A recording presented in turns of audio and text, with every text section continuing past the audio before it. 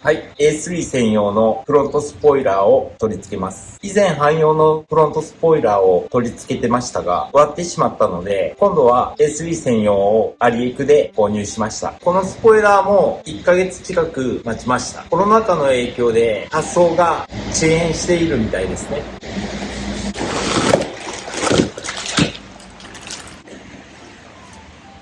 このスポイラーも3分割になってます。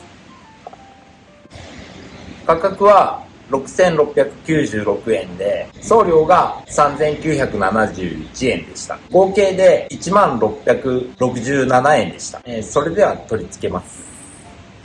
スキップ。はい。ありがとうございます。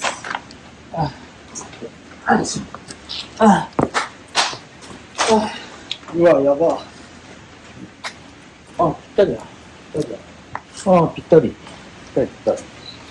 いい感じにぴったりや。いい感じにぴったりやな。前のやつ D が。全然いいな。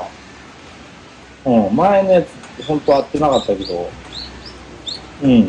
これは、ちゃんと合っとる。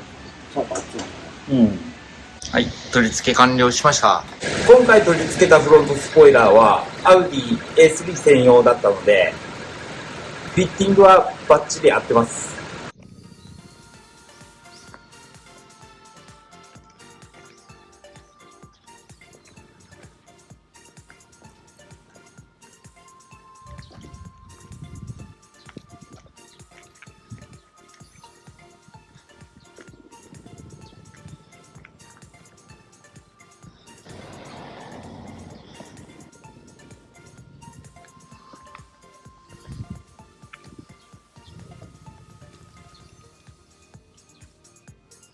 はい、今回は A3 専用のフロントスポイラーを取り付けました。